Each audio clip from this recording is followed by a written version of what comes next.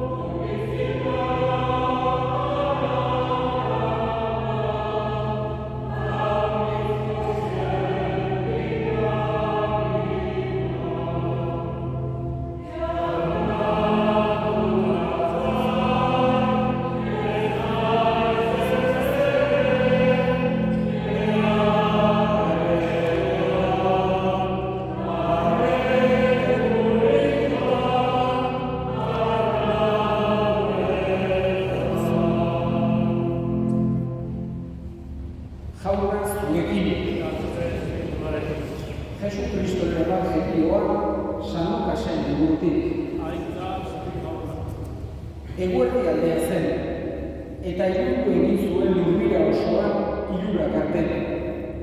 Eguzkia ezkutatu zen, eta sakutegiko oihala erdi-zerdi urratu zen. Jesusek deiadar handiz esan zuen, aita, zure eskuetan uzten dut nire espiritua, eta hau esanik azken arnasa eman zuen. Orduan, zaharren kontseiluko kide bat etorri zen, Jose derizana, gizon on eta zintzoa, Pilatogana aurkeztu eta Jesusen gorpua eskatu zion. Jesus, gurutzetik eraitxirik, izara batean bildu eta arkaitzean zuraturiko eta lehen inon hortzi gabeko hilobian ipini zuen. Jaunak esana.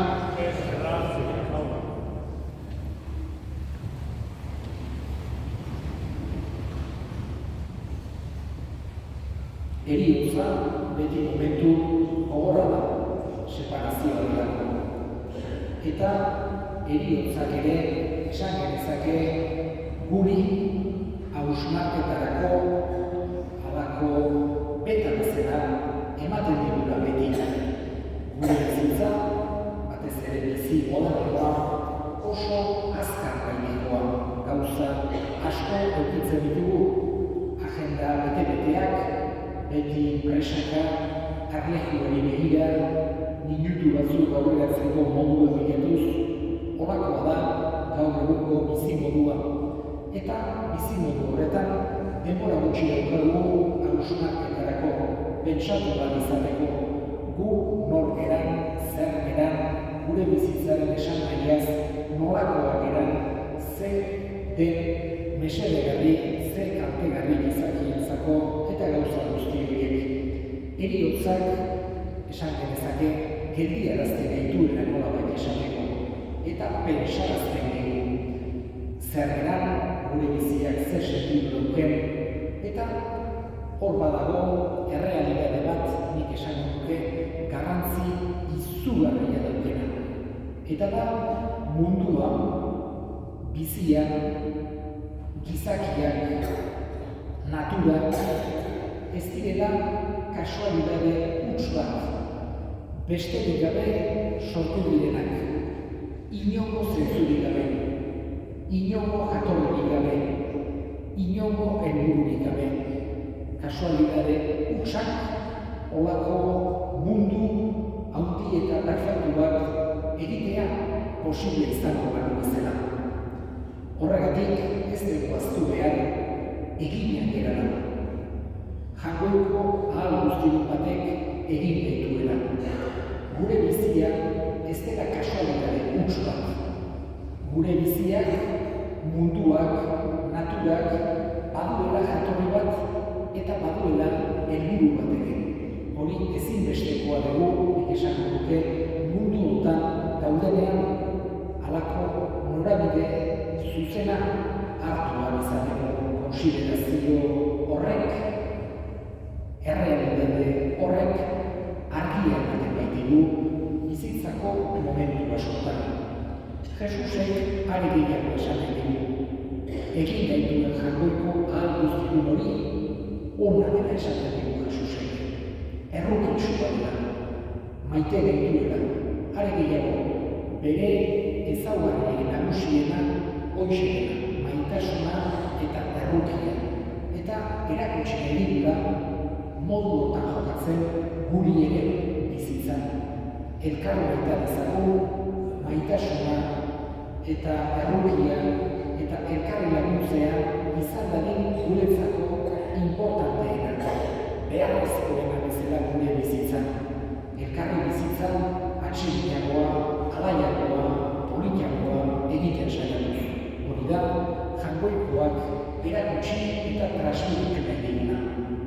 Horregatik, lehen esan dela bezala, heriotzak, burutazio hauek eta gehiago ere ekartzen dizkigu eta oso beharrezkoa dugu hausnarketarako beta edukitzea. Ez bai gara materia hutsa, espiritu ere bagera.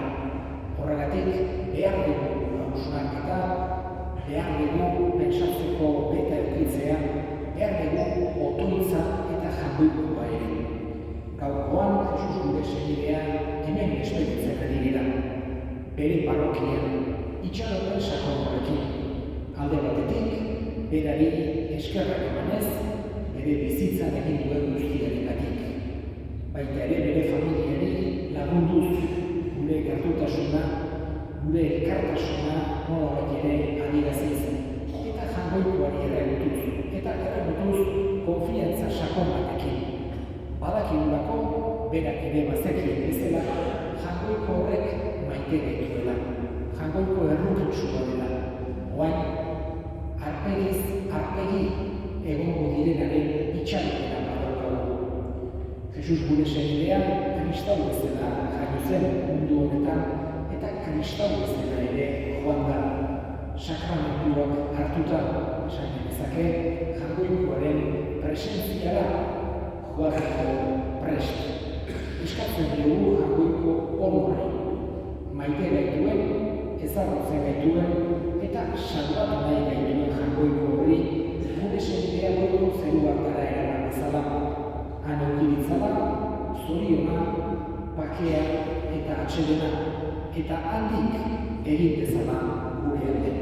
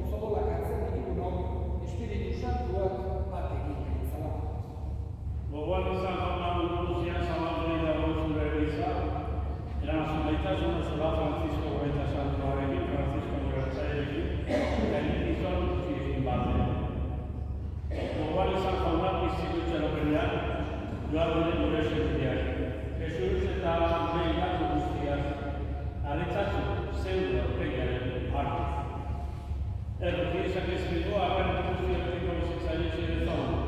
Cuando entraré en la mano de Boacho, en la Senado, José Santo Regil, Apóstolo Santo Regil, San Miguel Regil, eta gizano prezientan zure eskide izan diren Santo Regil. Hain batean zaitzan, Jesu Kristo, zure semearen eta